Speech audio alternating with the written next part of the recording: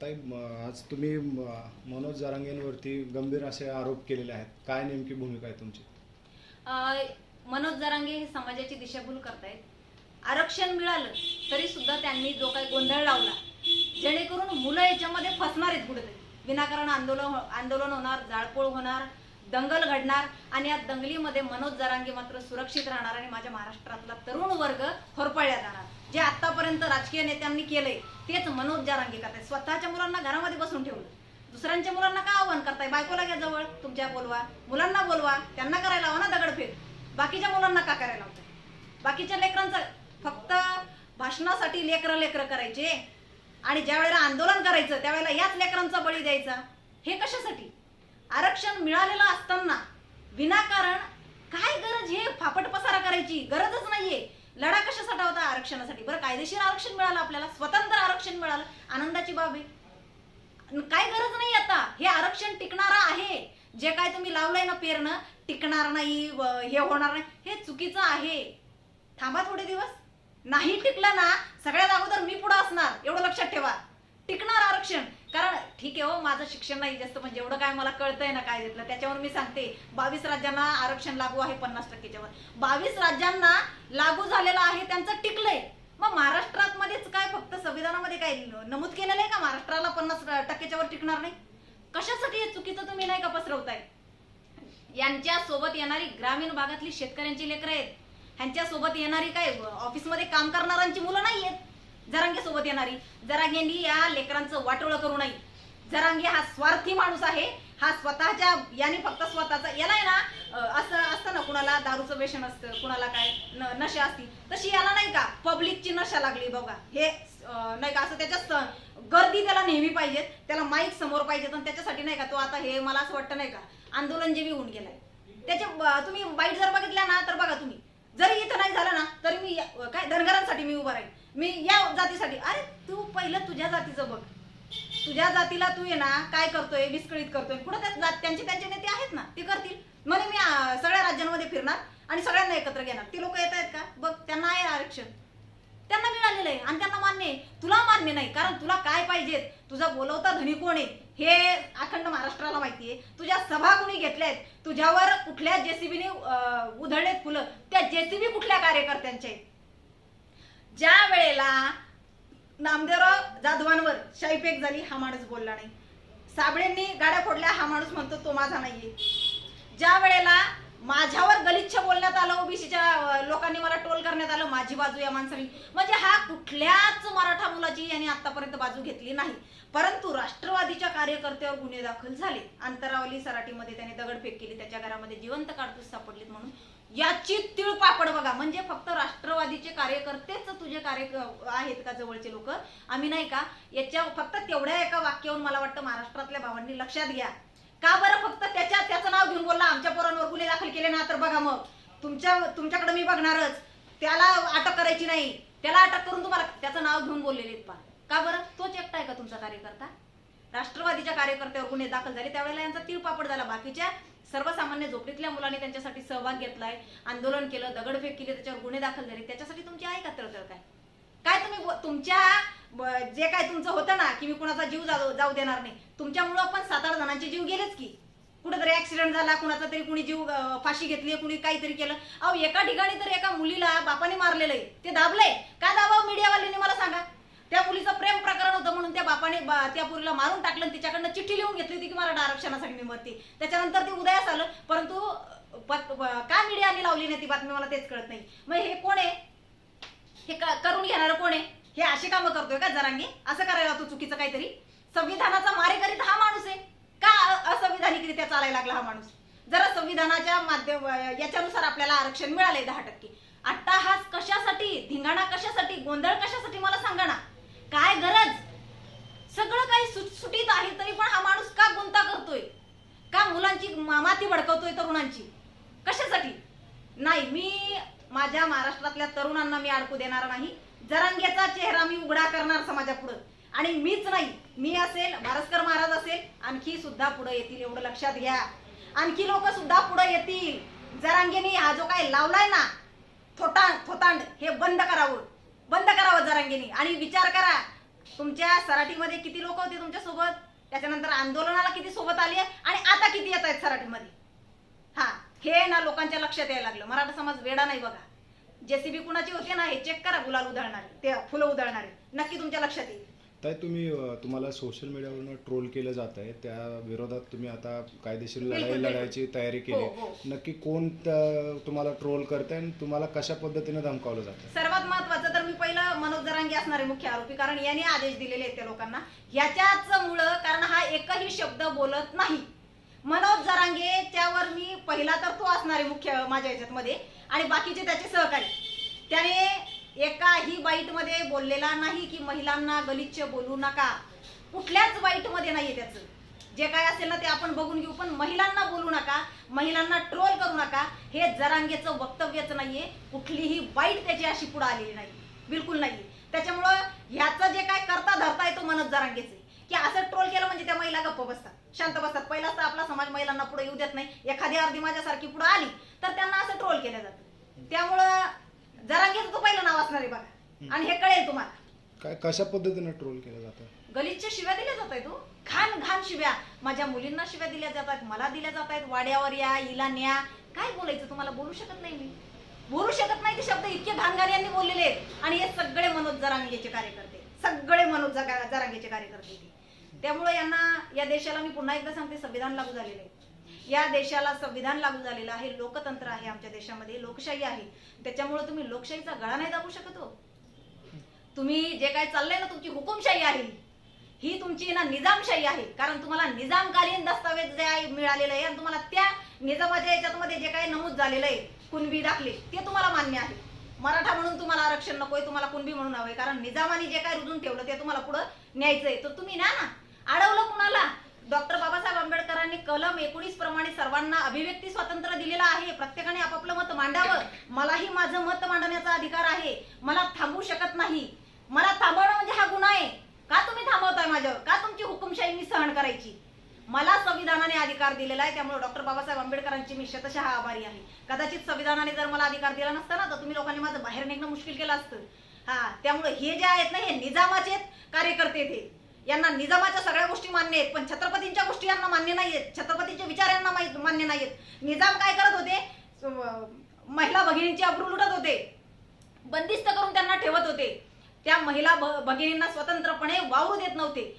परंतु छत्रपतींनी काय केलं? महिला भगिनींच्या सुरक्षेसाठी, त्यांची आबरू वाचवण्यासाठी स्वराज्याची स्थापना केली. हे छत्रपतींचे विचार आहे. कुठल्याही जाती धर्माची स्त्री असू दे, ती सुरक्षितच असली पाहिजे. तिची आबरू लुटल्या गेली नाही पाहिजे, वाचल्या गेली पाहिजे. त्यामुळं हे छत्रपतींच्या विचाराचे लोक नाहीत, हे माझं मत आहे. हे निजामांच्या अवलादी आहेत, हे निजामांच्या विचारांचे लोक आहेत. ह्यांना निजामांचे सगळे काही विचार पडतात, छत्रपतींचे विचार पटत नाही. ताई, तुम्ही मगाशी बोलताना असं बोललात की मनोज जरांगेंना काही राजकीय पुढाऱ्यांचा सपोर्ट आहे, किंवा आतून त्यांना त्यांच्या आशीर्वादानं, त्यांच्या इशाऱ्यावरतीच काम करतायत. ते काय नेमकं तुम्हाला काय म्हणायचं? हो, बिलकुल. सभेला एवढा खर्च कुणी केला, जेसीबी कुणाचे, चेक करा, सगळं कळेल.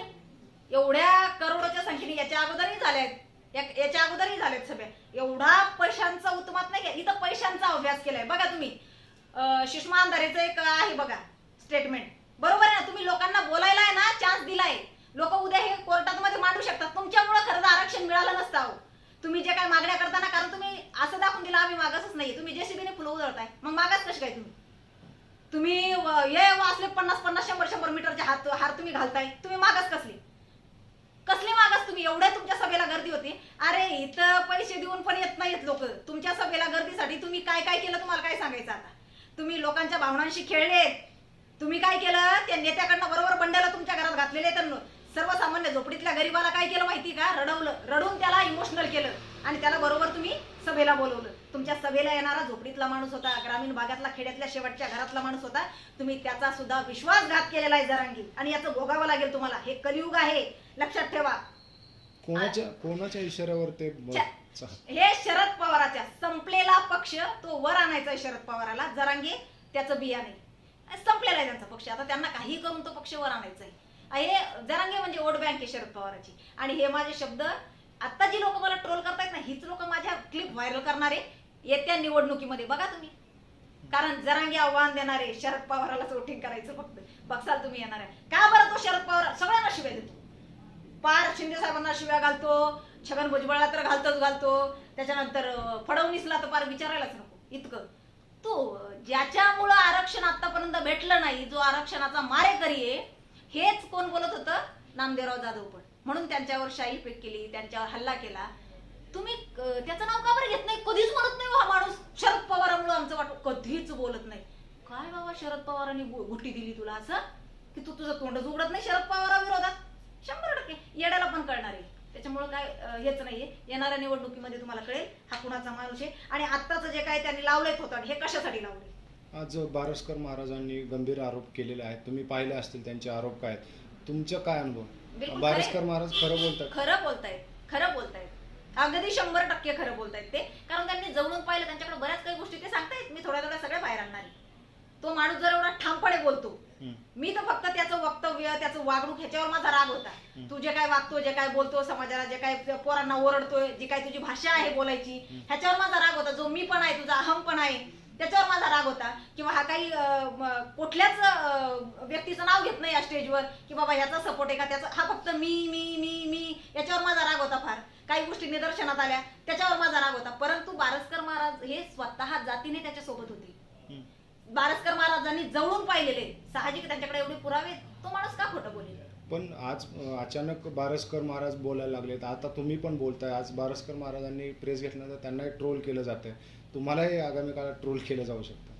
त्यांच्यावर आहे ना संविधान आहे देशाला. पुन्हा एकदा सांगते, गुन्हे दाखल होणार ना. संगीता वानखेडे सोडत नसते कुणाला बघा.